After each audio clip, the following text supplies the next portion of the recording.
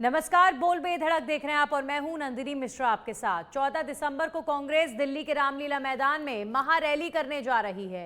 Rally का लक्ष्य है वोट चोर गद्दी छोड़ अभियान के तहत मोदी सरकार को घेरना। बेशक दिल्ली में रैली हो रही है, लेकिन पूरे देश के हर प्रदेश में इस रैली को लेकर जोरदार तैयारियां कांग्रेस पार्टी कर रही है। और ठीक उसी तरह भीड़ इकट्ठी करने को लेकर राजस्थान में भी बैठकों का दौर जारी है। राजस्थान कांग्रेस को 50,000 भीड़ का टारगेट दिया गया है। इसे लेकर पीसीसी चीफ गोविंद सिंह डोटासरा लगातार बैठकें कर रहे हैं। और ऐसी भी खबर है कि दिल्ली आलाकमान की नजरें कांग्रेस की राजस्थान इकाई पर सबसे ज्यादा टिकी हैं। इसका सबसे बड़ा उदाहरण यह है कि इस रैली को लेकर राजस्थान को सबसे बड़ा टारगेट दिया गया, यानी राजस्थान कांग्रेस को सबसे बड़ा टारगेट मिला है।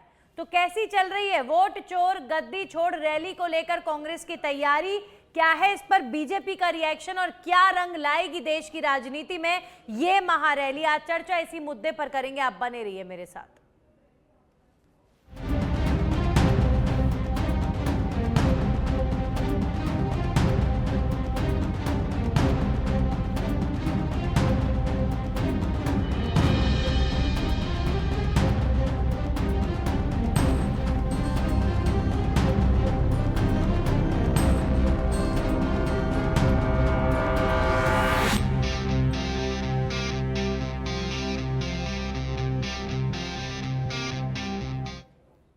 तो राहुल गांधी की जो राजनीति है वोट चोर मामले को लेकर लगातार इसी के इर्द गिर्द सक्रिय नजर आ रही है। और राहुल गांधी का ये मुद्दा बेशक बिहार चुनाव में फेल होता हुआ नजर आया, लेकिन राहुल गांधी इस मुद्दे को, इस अभियान को छोड़ने को तैयार नहीं है। और इसीलिए अब दिल्ली में महारैली की तैयारियां हो रही हैं। हमारे साथ अटल खंडेलवाल जुड़े हैं बीजेपी से, नितिन सारस्वत जुड़े हैं कांग्रेस पार्टी से और तनुज दीक्षित जुड़े हैं पॉलिटिकल एक्सपर्ट के तौर पर। सबसे पहले अटल जी, मैं आप ही का रिएक्शन चाहूंगी।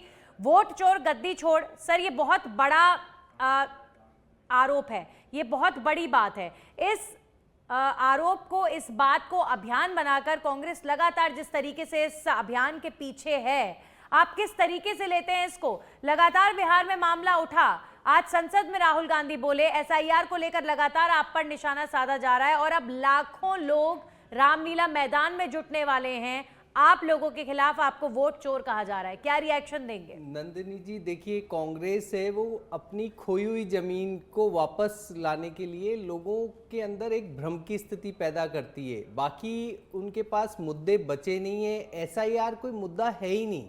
आप ही बताइए, एसआईआर स्पेशल इंटेंसिव रिवीजन है जो कि एक लोकतांत्रिक देश के लिए उसकी सही वोटर लिस्ट होना उसको सुदृढ़ बनाता है, उसकी लोकतांत्रिक व्यवस्थाओं को सुदृढ़ बनाता है और लोगों को ज़्यादा अधिकार देता है। इसमें क्या गलत हो रहा है? पहली बात। दूसरी बात देखिए, जब ये भ्रम की स्थिति में लोगों को इकट्ठा करके और एक बड़ा मान लो रैली रेला जो भी ये करना चाहते हैं, तो इस तरीके की इन सब रैलियों का इम्पैक्ट कभी भी कुछ नहीं रहा। पहले क्या रहा? बिहार में भी इन्होंने बहुत कुछ किया। ये केवल एक, अभी गोविंद सिंह डोटासरा जी है, उन्होंने कहा साहब राजस्थान में हर जगह हर डिस्ट्रिक्ट में 10,000 25,000 वोट निकाल रहे हैं। कहा ना, जब बोला कि भाई आप कंप्लेन करिए, तो जो एक फॉर्मेट होता है इसी का, उसमें एक भी कंप्लेन नहीं की इन्होंने।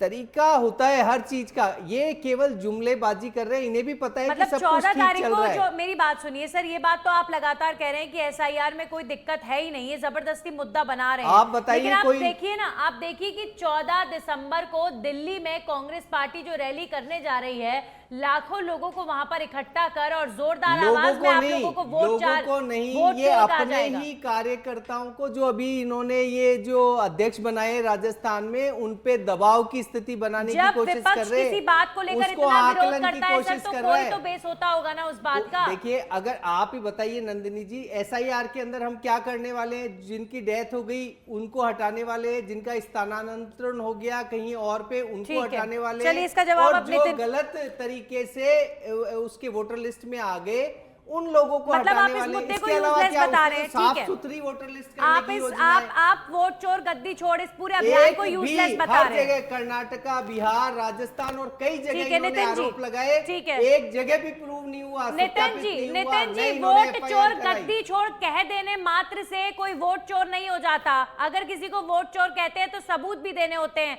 पहला प्रश्न तो मेरा आपसे यही रहेगा कि राजस्थान को 50,000 भीड़ इकट्ठी करने का टारगेट दिया गया है, ऐसा सुनने में आ रहा है। बहुत बड़ा टारगेट है ये, और पूरे केंद्र की निगाहें, कांग्रेस पार्टी आला कमान की निगाहें कांग्रेस पार्टी राजस्थान पर टिकी हुई हैं। तो इतना बड़ा टारगेट है, तैयारी चल कैसी रही है, पहले तो ये बताइए नितिन जी। देखिए नंदिनी जी, सबसे पहली बात तो मैं ये कहता हूँ कि हो सकता है आपके कोई सोर्सेज हो, आपको गोविंद डोटासरा जी ने या दिल्ली से आपको खड़गे साहब ने बताया हो, मुझे कोई टारगेट के बारे में नहीं बताया। ये एक स्वतः स्फूर्त आंदोलन है, क्योंकि वोट किसी भी लोकतंत्र के अंदर सबसे महत्वपूर्ण कड़ी होती है। आपके पास अगर वोट का ही अधिकार नहीं होगा तो वो लोकतंत्र कहलाने लायक नहीं रहेगा। मैं आपको चंद घटनाएं बताता हूं कि किस तरीके से इस देश के अंदर लोकतंत्र को तमाम संवैधानिक संस्थाओं के तहत कमजोर किया जा रहा है। आप केवल इलेक्शन कमीशन की बात ले लीजिए। जिस तरीके से इलेक्शन कमीशन पे सुप्रीम कोर्ट ने एक जजमेंट दिया कि जो हमारे मुख्य चुनाव आयुक्त और चुनाव आयुक्त हैं, उनकी नियुक्ति के लिए एक पैनल बनेगा जिसके अंदर क्या नाम से प्रधानमंत्री रहेंगे, एलओपी रहेंगे और सीजीआई रहेंगे। इस सरकार ने, क्योंकि इस सरकार को अपने अनुसार उस कुर्सी पे कठपुतली को बिठाना था ताकि वो अपने अनुसार चला सके, सबसे पहले तो उस प्रोसेस के अंदर उन्होंने हेरफेर किया, उस प्रोसेस के अंदर मंत्री को शामिल किया गया।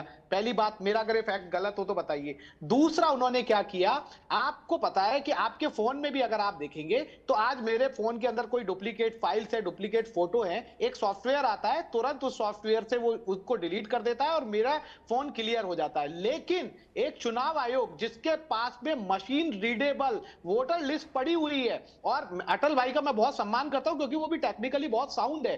सोचिए वो चुनाव आयोग उस लिस्ट को अपने पास रखता है, जबकि विपक्षी पार्टी अगर उसको मांग रही है तो उसको नहीं दे रहा, क्योंकि वो नहीं चाहता कि उस मशीन रीडेबल से यूज करके ये पता चल जाए कि किस तरीके की चुनाव की धांधली हो रही है, किस तरीके से डुप्लीकेट वोटर्स के माध्यम से, किस तरीके से इनवैलिड एड्रेस के माध्यम से, किस तरीके से एडिशन और डिलीशन के। सुनिए, अभी कंप्लीट सुनिए पहले एक बार, अगर आप किसी मुद्दे को समझना चाहते हो और चाहते हैं कि जो बोला है उसी से रिलेटेड पूछना चाह रही हूं मैं, तो उसी से रिलेटेड पूछना चाह रही हूं। आप दर्शक को कंप्लीट तो होने दीजिए कि किस तरीके का इश्यूज है। तीसरी बात है कि एक इस तरीके का कानून इस सरकार ने लेके आए हैं कि आप इलेक्शन कमिश्नर होते हुए अगर आप कोई भी कार्य करते हैं उसके ऊपर आप कभी भी उसके ऊपर कोई भी आप कोर्ट में नहीं जा सकता उस काम में, चाहे वो पद से हट जाए चाहे पद रहते हुए। चौथी बात, एक और लॉ लाया गया कि सीसीटीवी फुटेज, जो अपनी बूथ की जो सीसीटीवी फुटेज की रिकॉर्डिंग होती है उसको 45 दिन के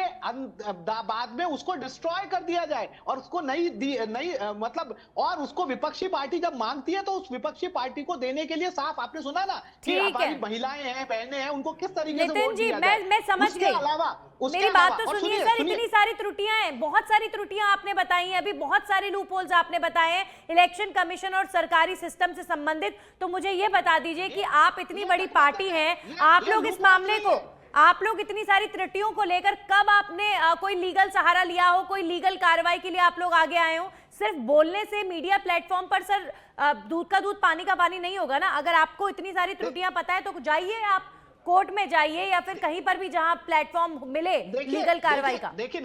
देखिए नंदिनी जी, लोकतंत्र के अंदर अगर आपने थोड़ी बहुत भाई अगर इस लोकतंत्र की समझ रखती होंगी तो इस लोकतंत्र के अंदर बैठ गई हूं क्या सर डिबेट करने के लिए? सुन तो लीजिए, अरे सुन तो लीजिए, फिर आप थोड़ी भी समझ रखती होंगी। अरे मुझे क्यों नहीं होगी सर, थोड़ी बहुत समझ तो होगी, सुन तो लीजिए, तभी तो आपसे बात कर रही हूँ। अरे मैं क्यों बोला कि इसलिए बोला क्योंकि लोकतंत्र के अंदर सर्वोच्च संस्था संसद होती है, और हम ये संसद में जिसके अंदर प्रश्न के माध्यम से, प्रस्ताव के माध्यम से, चर्चा के माध्यम से कांग्रेस पार्टी लगातार सवाल उठाती है, और उसके अंदर लोकतंत्र के अंदर जो सबसे बड़ा माई बाप होती है वो जनता होती है। हम इस मुद्दे को जनता के बीच में लेके जा रहे हैं कि आप जनता खुद कनेक्ट करे कि यहाँ क्या हो रहा है। ठीक है, मतलब सब कुछ जनता करे, आप कुछ नहीं करेंगे। ठीक है, आप तो सिर्फ बोलेंगे संसद में और मीडिया प्लेटफॉर्म पर। ठीक है, हमारे साथ आप क्या बात कर रही है जनता में? संसद को आप छोटी, अरे मैं छोटी बात नहीं कर रही हूँ सर, मैं संसद को छोटी बात नहीं बोल रही हूँ। मैं सिर्फ इतना कह रही हूँ कि आप सिर्फ बोलेंगे और करने वाले काम जनता करे, आप लोग कुछ नहीं करेंगे। मैं कह रहा हूँ सिर्फ आरोप लगाएंगे आप लोग।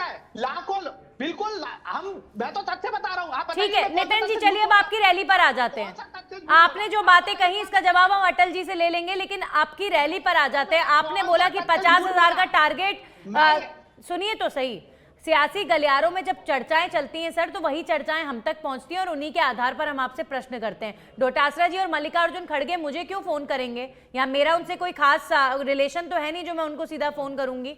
मेरे पास जो सियासी गलियारों से खबर आई उसी के मैंने बेस पर आपसे प्रश्न पूछा, पहली बात। और दूसरी बात, 50,000 भीड़ की बात चल रही है तो आप बोल दीजिए नहीं है ऐसा कुछ, बाकी बता दीजिए कैसी तैयारी चल रही है। आप बताइए 50,000 से कम आदमी पहुंचेगा क्या राजस्थान का वहां पर? देखिए सबसे पहली बात तो राजस्थान स्टेट पॉलिटिकली बहुत जागरूक प्रदेश है। आप देखो, चाहे पुराने टाइम पे स्वतंत्रता संग्राम में हमारे आदिवासियों का जिस तरीके से योगदान रहा हो, चाहे उत्तरदायी सरकार के टाइम पे पुनर्जागरण के मामले में जो भी राजस्थान का योगदान रहा है वो सबसे ज्यादा रहा है। इसीलिए अब जब लोकतंत्र को बचाने की बात आई है, इसलिए राजस्थान का हर नागरिक, कांग्रेस का हर कार्यकर्ता उसके लिए सजग है। इसलिए राजस्थान से पूरे देश को हमेशा से उम्मीद रही है, क्योंकि राजस्थान हमेशा लोकतंत्र का प्रहरी, लोकतंत्र का रक्षक बनकर उभरा है। इसीलिए यहाँ पे तैयारियां हो रही है हर किसी के अंदर। आपने देखा जिस तरीके से अंता का चुनाव हुआ, आपने कहा कि ये कांग्रेस के कुशासन, 2 साल के जो कुशासन पे उस पे मोहर लगेगी, बीजेपी ने कहा कि हमारे सुशासन पे मोहर लगेगी। और जब पूरी कांग्रेस पार्टी इकट्ठी हुई और राजस्थान की जनता ने किस तरीके से इनको 128 वोटों से तीसरे नंबर पर रहते हुए बचे थे उस उपचुनाव के अंदर, बड़े बड़े दावे करने वाले। इसलिए इस रैली के लिए राजस्थान पूरी तरीके से तैयार है। ठीक है, मतलब कम से कम आप भी इस बात को मान रहे हैं कि कांग्रेस आला कमान राजस्थान कांग्रेस को लेकर बड़ा टारगेट दे रहा है और बड़ी नजरों से देख रहा है, बड़ी जिम्मेदारियां आपको दी जा रही हैं। तनुज जी के पास में रुक करूंगी, नितिन जी फिर आऊंगी आपके पास। हमारे साथ पॉलिटिकल एक्सपर्ट तनुज जुड़ चुके हैं। आप किस तरीके से देखते हैं कांग्रेस पार्टी के इस मुद्दे को और कांग्रेस पार्टी की इस महारैली को, कितना असर करेगी ये रैली? और सबसे बड़ी बात यहाँ पर यह है कि ये मुद्दा अगर इतना कारगर या इतना असरदार जनता के बीच साबित होता तो ये मुद्दा बिहार में क्यों फेल हो गया? तनुज जी क्या कहेंगे इस पर? देखिए नंदिनी, सबसे पहले तो आज जो गुटबाजी कांग्रेस के अंदर है राजस्थान के अंदर, चाहे अशोक गहलोत गुट की बात करें, चाहे सचिन पायलट गुट की बात करें, सबसे पहले देखना होगा क्या एक मंच पर सभी गुट, अगर ऐसा कोई आंकड़ा टारगेट दिया भी गया है, अनऑफिशियली भी अगर कोई ऐसा टारगेट दिया गया है, तो क्या वो सब अभी जिस तरीके से हमने देखा प्रीवियसली जब भी चुनाव हुए, पिछली बार भी चुनाव हुए, मिल करके जो लड़ने वाली बात होती है इस सभी गुटों की, क्योंकि देखिए सभी दल के अंदर जो गुट बने हुए हैं उन गुटों में कितनी एकता है और वो किस एकता के साथ में अपने आप को प्रमाणित कर पाएंगे, ये बहुत ही महत्वपूर्ण होगा देखने के लिए नंदिनी। दूसरा, देखिए जब कभी भी हम देखते हैं कि इस तरीके की रैलियां, कांग्रेस के अंदर रैलियों का हम लगातार चलन देखते आ रहे हैं, चाहे राहुल गांधी अपनी निरंतर जो रैलियां करते हैं, चाहे प्रियंका गांधी जो अपनी रैलियां कर रही हैं, और इस साथ साथ जो पद यात्राएं निरंतर चल रही हैं। लेकिन देखिए कहीं पे भी सीटें, सबसे पहली बात तो ये कि जब ये हम कहते हैं कि महागठबंधन जब कहीं भी चुनाव लड़ता है, चाहे लोकसभा में लड़े, चाहे अलग अलग राज्यों की विधानसभाओं में लड़े, जैसे राजस्थान में भी हुआ, सबसे महत्वपूर्ण तो ये होता है जब सीट शेयरिंग फॉर्मूला आता है तो उसमें कांग्रेस अन्य अपने जो संबंधित दल है उनके साथ में सबसे कम सीट रखती हैं। मतलब आप देखिए उस सीट शेयरिंग फॉर्मूले में बहुत पीछे हट जाते हैं, तो वहीं से उनका जो एक प्रबल दावेदारी होती है किसी भी सरकार में मजबूत पार्टी के रूप में आगे आने की, वो भी कमजोर पड़ती है। उसके बाद में हम देखते हैं कि जब चुनाव के परिणाम आते हैं तो उतनी सीटें निकाल ही नहीं पाते हैं जितनी रैलियों में भीड़ दिखाई देती है, जितना उनका मीडिया में सब होता है, कवरेज होता है, सारी चीजें होती है। जी तो ये सब चीज वही है कि इस बार भी जो महारैली, मतलब आप ये कह रहे हैं कि कांग्रेस के अंदर की गुटबाजी कहीं, देखिए वैसे दिल्ली में जब ये सारे कांग्रेस के कार्यकर्ता चाहे 50,000 जाएं या 60,000 जाएं या फिर 40 जाएं, लेकिन ये सब जाएंगे तो वहां पर दिल्ली आला कमान के सामने भी आपको लगता है कि ये वहां पर गुटबाजी देखने को मिल सकती है? हाँ, राजस्थान में कोई रैली हो, राहुल गांधी के सामने सचिन पायलट वर्सेस दूसरे गुट के नेताओं में दौसा में देखने को मिला था जब काफी नारेबाजी हुई थी, लेकिन दिल्ली में मुझे नहीं लगता कि असर होगा इस बात का।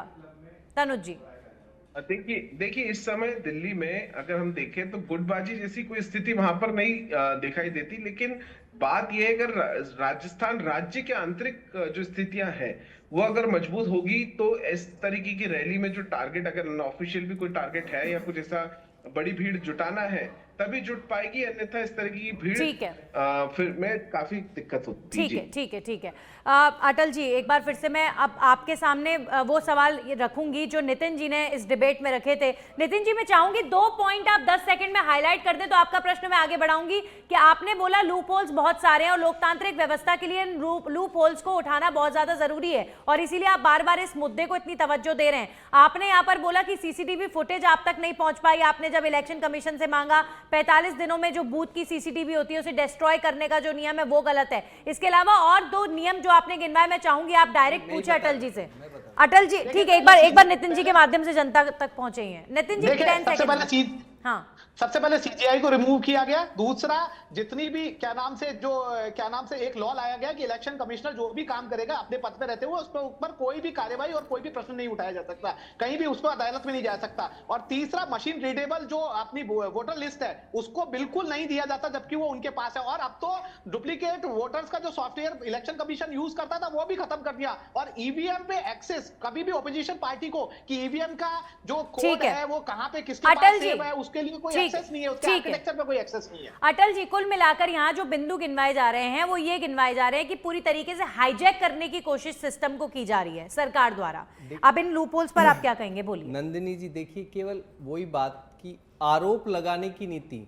आप ये देखिए कि ये कह रहे हैं ना, इलेक्शन कमीशन अभी तो एक कमेटी बनी हुई है, उसके थ्रू इलेक्शन कमिश्नर को चुना जाता है। लेकिन इंदिरा गांधी जी ने तो अपने सचिव नागेश्वर जी को राव को इलेक्शन कमीशन बस केवल वो अनुमोदित कर देती थी और बना देती थी जिसको चाहे वो। राजीव गांधी के समय भी यही था। तो बेसिकली हमने एक व्यवस्था दी और व्यवस्था के अंदर बकायदा इलेक्शन कमिश्नर चुनने की एक नीति बनाई और उसमें 3 लोग होते हैं और वो इलेक्शन। अब ये कहते हैं साहब इसमें भी हम बोल रहे हैं वैसे होना चाहिए, उस पे भी विचार कर लिया जाएगा, लेकिन उस पे आरोप मत लगाओ कि हाँ आपने ईसी, तो पहले तो ईसी आपके गोद में ही था, इसका मैं मतलब ये मानूं। दूसरी बात कि देखिए जब सीजीआई को दरकिनार कर दिया आपने। नहीं, ये मैंने नहीं कहा, बात ये नहीं, क्योंकि आप सुनिए, पहले सीजीआई सीजीआई का ऑर्डर है। एक करके पहले क्या। अटल जी मेरी बात सुनिए। अब हम टेक्निकल पॉइंट्स की बजाय हम इस पर आ जाते हैं कि क्या कांग्रेस पार्टी, यहाँ नितिन जी के माध्यम से तो ऐसा लग रहा है कि इनके पास सिर्फ संसद या फिर मीडिया प्लेटफॉर्म पर इस मुद्दे को उठाने के अलावा कोई ऑप्शन नहीं है, जबकि मुझे लगता है कि हजारों ऑप्शन होंगे अगर हमें अपने देश के सिस्टम के खिलाफ कोई आवाज उठानी है, लेकिन उन ऑप्शंस को कांग्रेस कभी ट्राई नहीं करती है। कभी नहीं ट्राई करेंगे। आप बताइए 45 दिन के अंदर इलेक्शन होने के बाद आप क्या कर रहे होते हो? आप मांग लो ना, आपको जो मांगना होता है। ये कह रहे हैं लिस्ट नहीं दी जाती, वोटर लिस्ट अभी दे रहे हैं। आप जाओ इलेक्शन कमीशन के साइट पर और जहां जिस भी बूथ की चाहिए आप उसको डाउनलोड कर लो, हमेशा देते हैं। मशीन रीडेबल तो रीडेबल दिलवा दीजिए। अरे मशीन रीडेबल दिलवा दीजिए, सर, मशीन रीडेबल दिलवा दीजिए। पीडीएफ फॉर्म में सुनिए किस तरीके से आप बात मशीन कर रहे हैं। रीडेबल को तो आप कन्वर्ट कर लोगे, हम पीडीएफ दे रहे हैं ना आपको। भाई इसका कारण बहुत सारे हैं। क्यों चाहते हो आप? ऐसा क्यों चाहते हो? नहीं, क्यों चाहते हो? किस लिए चाहते हो आप? ताकि उस गठबंधन को खोला जा सके जो इलेक्शन कमीशन और अरे सर, आप अपना जो लेटर निकालते हैं, कांग्रेस अपना नियुक्ति पत्र निकालती है, उसका क्या वर्ड फॉर्मेट मशीन रीडेबल देती है क्या, या पीडीएफ फॉर्मेट देती है? कैसी बात कर रहे हो यार? मेरा प्रश्न सुनिए। आप जो त्रुटि यहाँ पर गिनवा रहे हैं, इतनी बड़ी आप बात कह रहे हैं यहाँ पर, देते थे क्या? अभी तक तो सुनने में नहीं आई, लेकिन सुनिए अभी तक तो सुनने में नहीं आई, लेकिन हाँ, क्या कांग्रेस आला कमान या कांग्रेस हाई कमान ने ऐसा कुछ सोचा है कि आप इस विषय को इतनी टेक्निकली साउंड तरीके से देश के सामने उठाएं, या फिर कोई इलेक्शन कमीशन पर आपने शिकायत दर्ज करवाई हो या कुछ भी इसे लेकर किया गया हो? इतनी सारी परेशानियां हैं। सुप्रीम कोर्ट से ले जाइए। मैं कहती हूँ जनता के बीच में अवेयर को लेकर। एक सेकंड, अगर आपको नंदिनी जी अगर पता हो तो तमाम बार हमारे सारे लीडर विद एलओपी कई बार संसद में क्या नाम से लोकसभा अध्यक्ष, राज्यसभा अध्यक्ष को दे रखे हैं, राष्ट्रपति को ज्ञापन दे चुके हैं, इलेक्शन कमिश्नर के पास कई बार मीटिंग कर चुके हैं इस चीज के लिए, और इलेक्शन कमीशन ने केवल मीटिंग नहीं, आपने अभी मांगा क्या? आप तो अभी राजस्थान में मांग लो, बिहार में भी ये 59 लाख जो अलग किए, हटाए, जो कि गलत वोटर थे उनको हटाया, उस पे एफआईआर दर्ज कराते कि आपने गलत हटाए। आप कहीं बिल्कुल, पर भी बिल्कुल, आपने इतने सारे बिल्कुल, आरोप लगाए, बिल्कुल। कहीं पर भी सत्य निकला क्या? देखिए, कहीं पर भी आपने एफआईआर ली हो या कोर्ट ने कुछ कहा हो? आज नहीं महाराष्ट्र नितिन में, जी, आप महाराष्ट्र वो में expose हो बात गए। आप सत्य नहीं महाराष्ट्र होगी। में झगड़ा मत expose कीजिए, हो मैं गए। एक एक करके सबको मौका देती हूँ। एक सेकंड नितिन जी, एक सेकंड, मैं वापस से यहाँ पर तनुज दीक्षित के पास आ जाती हूँ। ये जो यहाँ पर आरोप कांग्रेस के प्रवक्ता लगा रहे हैं, मौका दीजिए एक बार। नितिन जी आपको मैंने मौका दिया, आपने अपनी बात कंप्लीट किया, फिर भी कह रहे हैं तो मैं आपको 20 सेकंड और दे देती हूँ, उसके बाद तीसरे प्रवक्ता को भी मौका मिलना चाहिए सर बराबर का। बोलिए। मैं बिल्कुल कह रहा हूं, महाराष्ट्र में जिस तरीके से ये एक्सपोज हुए कि एक ही कोचिंग पे 600 वोट लगा दिए गए, आज जिस तरीके से ये हरियाणा में एक्सपोज हुए कि किस तरीके से duplicate voters 5 lakh, invalid address 1 lakh, तो अब तक कोर्ट का, सुप्रीम कोर्ट का, कहीं एफआईआर, कहीं इलेक्शन कमीशन, कोई तो बोलता।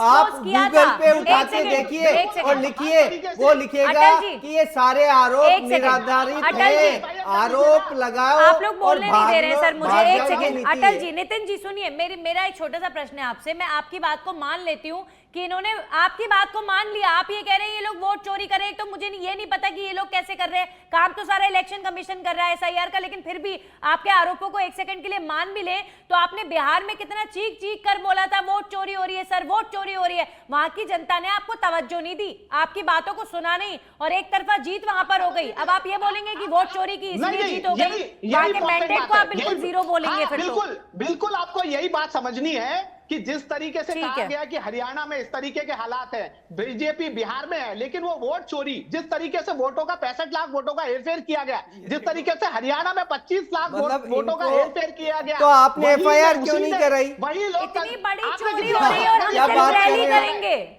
इतनी बड़ी वोट चोरी देश के अंदर हो रही है, हम सिर्फ रैली कर रहे हैं, हम कोई एक्शन नहीं ले रहे। तनुज दीक्षित जी एक सेकंड, तनुज जी मैं तीसरे जो प्रवक्ता है उनके पास जाना चाहूंगी, आती हूँ नितिन जी। तनुज जी ये बताइए, आपने यहाँ पर कांग्रेस के प्रवक्ता को सुना, और सिर्फ नितिन जी नहीं पूरे देश में इस समय यही सुर सुनाई दे रहे हैं कि बहुत बड़े स्तर पर वोट चोरी हो रही है, वोट चोरी हो रही है। जब इतने गंभीर आरोप वोट चोरी के प्रधानमंत्री पर लगाए जा रहे हैं तो ये मुद्दा असर क्यों नहीं कर रहा है कांग्रेस पार्टी के फेवर में? तनुज जी दिक्कत क्या आ रही है? मुझे लगता है कि केवल आरोप लगाने से नहीं, तथ्य रखने से भी बहुत आवश्यकताएं होती हैं। सबसे बड़ी बात है कि फैक्ट्स एंड जो काउंटिंग्स हैं वो अभी तक स्पष्ट नहीं है।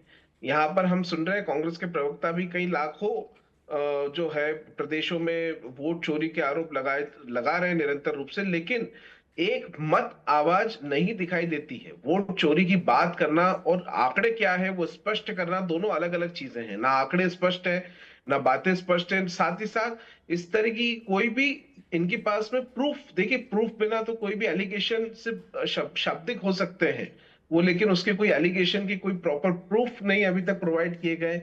और देखिए एसआईआर जैसी जो प्रक्रिया है जिससे बिहार में करा गया, बिहार के बाद अभी 8 राज्यों में और चल रही है, देखिए निश्चित रूप से ऐसी प्रक्रिया जो हमारे देश में जो घुसपैठिए बैठे हुए हैं, जो इलीगल वोटर्स हैं, उनकी काउंटिंग करना, उनको बाहर करना। मैं पूछना चाहता हूँ कि एसआईआर से कितने घुसपैठिए बाहर हो गए? आप मुझे थोड़ा सा आंकड़ा दे दीजिए। आपने फैक्ट की बात करी है, देखिए बाहर करने का सबसे बड़ा रास्ता है कि उनको मैं चैलेंज करता हूँ, वो तो वोटिंग साफ करने की बात है, आप सबूत दे दीजिए, करेक्ट करने की बात है। नितिन जी मेरी बात सुनिए, अरे सर सुनिए तो सही, आंकड़े भी पूछ लेंगे। कितने लोग बाहर हो गए? नितिन जी आप मुझे ये बता दीजिए, गोविंद सिंह डोटासरा ने किस बेस पर कहा? एक सेकंड तनुज जी, एक सेकंड सर मुझे जवाब देने दीजिए, एक सेकंड सर, सबूत की बात करिए। मैं सवाल नितिन जी से पूछ रही हूँ। नितिन जी क्या सबूत है? 25,000 वोट गोविंद सिंह डोटासरा के क्षेत्र से बीएलओ ने काट दिए आपके समर्थित वोटर्स के। एक तो आपके समर्थित वोटर्स ये डिफाइन कैसे करते हैं आप लोग, ये भी बताइए, क्या सबूत है आपके पास? मैं नितिन जी से प्रश्न सर, एक सेकंड। अच्छा सुनिए नंदिनी जी, देखिए एसआईआर से हम घुसपैठियों को भगाएंगे। पूरे पैनल में किसी के पास घुसपैठियों का आंकड़ा नहीं है जहां एसआईआर हो गई कितने घुसपैठिए भाग गए। इवन घुसपैठियों की संख्या कम हुई है लौटाने वालों की, लेकिन इनके पास आंकड़े हैं। मैंने कहा सीजीआई को रिमूव कर दिया गया सुप्रीम कोर्ट की गाइडलाइन के बावजूद, इनके पास कोई आंसर नहीं है। मशीन रीडेबल क्या नाम से लिस्ट को नहीं देंगे, चला के नहीं आपके पास है आंसर? नितिन जी आपके पास है सर? नितिन जी गोविंद सिंह डोटासरा ने किस सबूत के आधार पर कहा कि मेरे क्षेत्र में कांग्रेस समर्थित वोटों को काट दिया गया 25,000 वोट? कौन है वो बिल्कुल, लोग बिल्कुल। और आपको कैसे पता कि बिल्कुल, वो जो कांग्रेस लोग- समर्थित है? क्योंकि हम जनता से जुड़े हुए हैं, वो लोग आके बोले कि हमारे वोट काटे जा रहे हैं, हमारे हमारे हम सबूत लोगों का क्या है? नाम हटाया जा रहा है। आरोप बिल्कुल, सबूत क्या है? देंगे ना, कोर्ट कुछ में भी नहीं। जाएंगे। कहाँ है बिल्कुल, अभी लिस्ट, आपके सर? नामों की फॉर्मेट लिस्ट कहाँ है? ईसी का अभी फॉर्मेट उनके है, उस सामने तक को नहीं भर के दिया उसी गया। के लिए हमारे इनको दबाव समय के देते कारण- सिर्फ आरोप अरे लगाते भाई, रहेंगे, दूसरों हर से सबूत काम मांगेंगे, एक पहले खुद तरीके, सबूत एक दीजिए। प्रारूप, एक प्रक्रिया में चलते हैं। ठीक है, आप मैं उस पे एक रिएक्शन। आइए, आरोप मत ब्राजीलियन लगाइए, मॉडल उसमें के लिए सबूत तथ्य नहीं है। जोड़िए PCI को और आप हटाना आपके कंप्लेन लिए करें, सबूत नहीं है। तो जाकर और के आपको उनको उसमें destroy करना, ये मिलेगा कि लॉ ये लाके सही है या इलेक्शन गलत कमिश्नर है। को बचाना ये इसी सबूत ने नहीं है। कांग्रेस सबूत के है सारे कि आरोपों नंदिनी जी को पूछेंगे कि निराधार आप एक सेकंड सर, बाकायदा एक सेकंड। जाकर देखा और चलिए देखने ठीक के है, बाद ठीक है, सारे ठीक है, प्रमाण ठीक है, ठीक है, निराधार फाइनल कमेंट किए सबसे गए। ले लेते हैं। अटल जी पहले आप अब एक बार फिर से मैं वहां रैली पर आ जाती हूँ। देखिए सर, बेशक बीजेपी कितनी भी कोशिश कर ले इस बात को कहने की कि इनका मुद्दा यूजलेस है, वो लगातार इस मुद्दे को उठा रहे हैं। अब इस मुद्दे को लेकर महारैली कर रहे हैं, एसआईआर, वोट चोर गद्दी छोड़, पूरे देश में आज गूंज रहा है उनकी वजह से ये मुद्दा। दरकिनार तो इस मुद्दे को नहीं किया जा सकता। जो वो आरोप लगा रहे हैं, मुझे देखिए लगता नंदिनी है जी, बैठकर जवाब इनके- दिया जाना चाहिए और इनके- सबूत दिए देखिए, जाने चाहिए। इनके जो आरोप और इनके जो ये जो भी मुद्दे हैं, ये बहुत तथ्यहीन है। देखिए, वंदे मातरम जैसे मुद्दे को तो ये मुद्दा ही नहीं मानते हैं। जिसके ऊपर देश को इन्होंने बांट दिया वो मुद्दा नहीं है, लेकिन इस तरीके के एसआईआर जिससे कि लोकतंत्र सुदृढ़ होता हो, वोटर लिस्ट सुदृढ़ होती हो, वो मानेंगे। और जहां तक इनकी फूट की बात है, तो इनके वरिष्ठ नितिन जी, देखिए, इनके वरिष्ठ नेता है ठीक है। शशि थरूर जी, वो कहते हैं भारत इस वक्त जिस उनको तरीके जवाब से देने दीजिए विकसित सर। भारत की तरफ जा रहा है माननीय ठीक है। मोदी जी के उसमें, देखिए, वो वास्तव में एक अकल्पनीय सेकंड, है। चलिए अब मैं नितिन जी के पास जाती हूँ, उसके बाद मैं अब समय की थोड़ी सी कमी। नितिन जी, मुझे प्लीज 20 सेकंड्स का आपके पास सर वक्त है, क्योंकि तनुज जी का भी रिएक्शन लेना है। मुझे ये बताइए सर कि एक ऐसा प्रोसेस जो किसी क्षेत्र में वोटर्स को इन्वेस्टिगेट करने का हो, या फिर जो लोग जिनकी मृत्यु हो चुकी है, या फिर जो लोग बाहर रहते हो या जो घुसपैठिए हो, उनके नामों को काटने का कोई प्रोसेस हो, मुझे समझ में नहीं आता आप लोग ऐसी प्रोसेस का विरोध कर कैसे सकते हैं? आप लोग देखिए, क्यों हम ऐसी कोई प्रोसेस का विरोध करें? फर्जी वोटिंग का देखिए, समर्थन हम- करते हैं क्या आप लोग?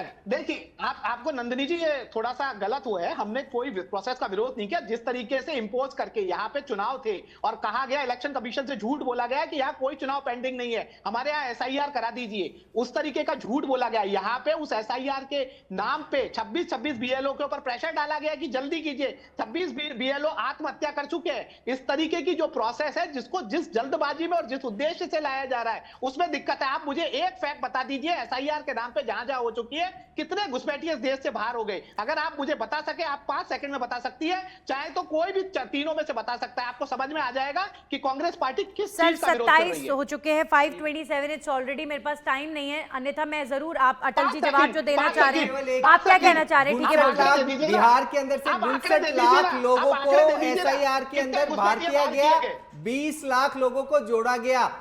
अच्छी लिस्ट, वोटर लिस्ट ही सुदृढ़ आधार होती है लोकतंत्र का, ठीक वही है। एसआईआर में तनुज किया जी जा रहा फाइनल है। कमेंट, तनुज दीक्षित जी फाइनल कमेंट सर आपकी तरफ से। एक ही प्रश्न किए जा रहे हैं कि कितने घुसपैठिए बाहर हुए हैं।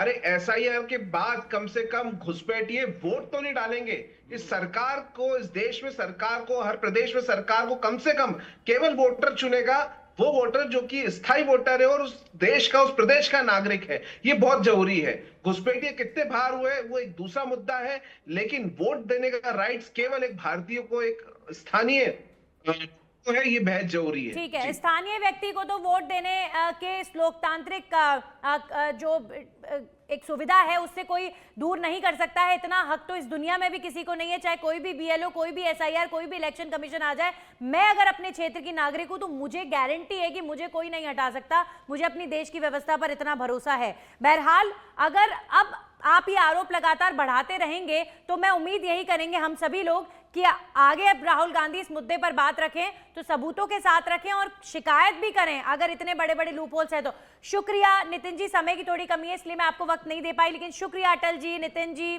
तनुज जी जुड़ने के लिए और अपने महत्वपूर्ण पहलुओं को रखने के लिए। इसी के साथ खास पेशकश में इतना ही। नमस्कार।